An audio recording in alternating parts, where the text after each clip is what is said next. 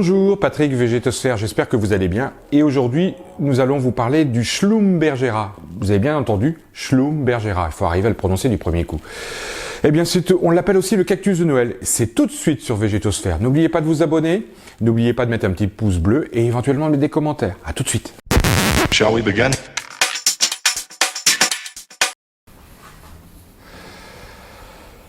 Eh bien, nous y voilà, le Schlumbergera, autrement appelé cactus de Noël. C'est vrai que pour les fêtes de fin d'année, on a plusieurs plantes qui ont des noms assez similaires. Nous avons évidemment le poinsettia, étoile de Noël ou étoile d'Alsace. Nous avons l'élébore, Eleborus niger, ou élébore oriental.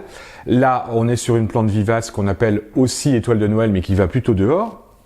Et évidemment, le Schlumbergera, que l'on appelle aussi parfois, et surtout par erreur, épiphyllum. Ça fait beaucoup de noms latins, ça fait beaucoup de complications, mais il faut en passer par là. Et justement, cette plante, vous me direz, avec un nom comme ça, elle a forcément été inventée ou trouvée par monsieur Schlumberger. Eh ben non, c'est vrai que monsieur Poinsett a trouvé le poinsettia, que monsieur Lagerström a trouvé le Lagerströmia, que monsieur Bougainvillé a découvert et trouvé donc le bougainvillier. Eh bien non, monsieur Schlumberger n'est pas à l'origine de cette découverte. Par contre, c'est un hommage qu'on lui a rendu car le découvreur de cette plante, qui l'a découvert au Brésil, plutôt dans un endroit tropical, d'ailleurs c'est assez anecdotique pour un cactus, donc une plante grasse, succulente, eh bien c'est monsieur Le Maire qui a découvert cette plante et qui a voulu rendre hommage à un collectionneur, un grand collectionneur du 19e siècle, un collectionneur de plantes grasses, de succulentes et autres cactées. Justement, notre Schlumbergera, c'est un cactus. Et ce cactus est assez original parce que, c'est, comme je vous l'ai dit tout à l'heure, c'est un cactus d'origine tropicale. C'est d'ailleurs une plante épiphyte, c'est-à-dire qu'elle est capable de pousser sur des arbres sans vraiment les parasiter. D'ailleurs, elle ne les parasite pas du tout. C'est une des particularités. La famille Cactées, Cactacées exactement. Donc on est bel et bien en présence de plantes qui stockent de l'eau dans ses feuilles ou dans ses tiges sous forme de suc et qui est donc, je dirais, programmée pour résister au manque d'eau estivale ou dans des déserts, etc. Sauf que là, on est bien d'accord, forêt tropicale. Donc c'est un cactus un peu différent par son origine. Pour autant, maintenant, une fois qu'on a décrit cette plante, on va essayer de vous expliquer l'intérêt, les avantages de cette plante. Alors celle-ci, on l'appelle le cactus de Noël parce que sa floraison, grosso modo, intervient de novembre à février. Donc Noël est en plein dedans. Pour nos producteurs et nos horticulteurs, il suffit de faire en sorte de programmer cette floraison à Noël, ou en tout cas aux environs de Noël et de fin d'année, pour en faire une très belle plante cadeau. Vous me direz, cette plante, on la connaît peut-être, vous la connaissez peut-être, vous l'avez peut-être vue chez vos grands-parents, chez mamie, vous l'avez peut-être vue dans une salle d'attente. C'est ce qu'on m'a dit dernièrement à la radio sur Phare FM. On m'a dit, mais ça c'est la plante de salle d'attente de chez le médecin. Eh oui, mais c'est pas par hasard, parce que ce sont des plantes très solides, comme la plupart des cactus ou des cactacées, des plantes succulentes. Eh bien, on a des plantes qui sont là extrêmement solides. Moi, je vois trois raisons pour essayer de garder, de cultiver ça chez soi. C'est que c'est vraiment très facile pour trois raisons. La première, c'est que les plantes grasses, les cactus et autres, on met souvent dans le terme cactus, cacté, un tas de plantes qui stockent de l'eau mais qui ne sont en fait pas des cactées. On parlera de ça très prochainement. On fera une vidéo sur les plantes grasses et les plantes succulentes. Les cactées en font partie donc. Ici, premier avantage, plante très résistante. Donc on peut la négliger un peu, on peut l'oublier un peu au niveau des arrosages. C'est franchement difficile de la perdre. Si la seule raison pour la perdre, ça sera un excès d'eau, parce qu'évidemment tous les cactus détestent des excès d'eau. En l'occurrence, premier avantage, très résistante. On peut la négliger, on peut l'oublier, on peut éventuellement ne pas la rempoter régulièrement. Encore que, vu la taille de ce pot, je vous conseille vivement de le faire. Deuxième avantage, ce sont des plantes dont les floraisons sont redondantes, systématiques. Quasiment chaque hiver, vous aurez une floraison. On vous donnera d'ailleurs le truc tout à l'heure. La troisième raison pour garder cette plante, c'est pas forcément un sujet qu'on aborde systématiquement. C'est d'ailleurs ce qui m'est arrivé malheureusement, c'est que j'ai cassé une branche, quelques feuilles, tout simplement en la ramenant, en la mettant dans la voiture. J'ai cassé quelques feuilles. Et figurez-vous que cette plante, Elle est déconcertante de multiplication et de facilité. Je mets ça dans de l'eau ou tout simplement dans du terreau avec un peu de sable dans un pot à la maison. En 3 semaines, 1 mois maximum, je dispose d'une nouvelle plante avec des racines. Ça, c'est le gros avantage de cette plante. Allez, je ne l'ai pas nommé, mais je pense que la fleur, et là on va vous montrer quelques inflorescences de cette cactée. Donc vous pouvez la retrouver en rose, en rouge, en orange, en blanc et en jaune crème, avec plein de variantes. Donc on a un panel de couleurs assez sympathique et une fleur qui est vraiment sympa. Sachez que, alors évidemment là c'est pas le cas, on dispose de 10-15 boutons ici sur un pot de 10 maximum de diamètre. Il est possible en quelques années, à force de la rempoter tous les 2 ans, de la mettre dans un pot de 25 ou 30 cm de diamètre, il est possible d'obtenir entre 200 et 250 fleurs en une seule fois.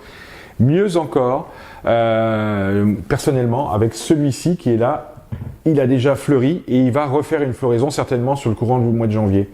Justement, on va parler de cette floraison qu'on peut provoquer, qu'on peut inciter, qui est vraiment très facile quelque part. Pour faire fleurir un cactus de Noël, un Schlumbergera, il faut, vers le mois d'octobre ou début novembre, passer par une petite période de stress hydrique. Qu'est-ce que ça veut dire? On va tout simplement arrêter d'arroser pendant 15 jours, 3 semaines, jusqu'à atteindre un léger point de flétrissement. On va voir quelques petites rides se former sur les feuilles. À partir de ce moment-là, les boutons vont poindre, on reprend les arrosages et là, la floraison va s'enchaîner. Plus ou moins pour Noël, évidemment, mais c'est vraiment très facile à garder et à faire refleurir chez soi. En ce qui concerne la culture de cette plante, alors ça c'est une plante vraiment pour les nuls, faut le dire. C'est très facile. On la rempote tous les ans, on utilisera d'ailleurs un terreau cacté, cactus, que j'ai ici, je vous le montre. Tac, il est là. Un terreau cactus, c'est en général un terreau à base de tourbe, d'écorce et de sable. On met au moins un volume de sable pour 3 à 4 volumes de terreau. Donc ça, c'est vraiment filtrant et c'est nécessaire, on ne peut pas en faire autrement. De février-mars jusqu'à septembre-octobre, les engrais cactés, plantes grasses, succulentes sont particulièrement indiqués. Ici, je vous montre un engrais AlgoFlash de synthèse qui booste un peu, qui fait un effet un peu plus rapide. Ici, je vous montre un engrais DCM cacté, cactus, qui est bio pour le coup. Ça, c'est vraiment pas mal hein, pour tous ceux qui souhaitent rester dans le naturel. Et là, je vous montre alors, un produit qui est vraiment exceptionnel. On le retrouve pour les plantes vertes, on le retrouve pour les orchidées. Et ici, je l'ai pour les cactés, aussi pour les agrumes d'ailleurs. C'est un engrais foliaire. Alors ça, c'est pas commun. Mais imaginez que potentiellement, on vous nourrisse un peu par intraveineuse, eh bien c'est ce qui risque de se passer parce que ça, vous pulvérisez sur les feuilles et vous avez un effet vraiment ravigotant. Ça a un bénéfice rapide pour la plante. Ça ne remplacera pas les engrais racinaires sous forme de liquide, mais ça peut venir en complément, notamment quand on est passé par de gros oublis. Il faut le dire clairement, vous l'avez négligé, vous l'avez oublié, vous voulez requinquer un peu.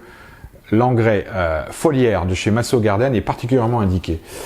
La culture, donc le rempotage, si vous devez le faire, c'est comme pour toutes les plantes, d'intérieur ou d'extérieur, privilégier les périodes printanières, le moment où les jours rallongent. C'est là où les plantes ont la patate. Elles ont la pêche et les rempotages qu'ils se font à ce moment-là, c'est tout bénéfice parce que la plante va profiter de l'allongement de la durée de jour.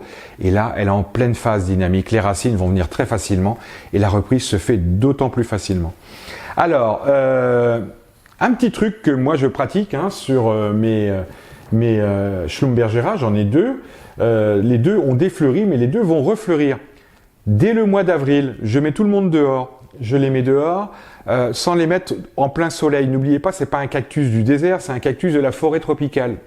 Donc le plein soleil, en général, il y a les feuilles qui rougissent, il fait un peu la tête et il pousse pas. Donc plutôt en conditions ombragées, là où vous pouvez éventuellement sortir d'autres plantes vertes ou une orchidée.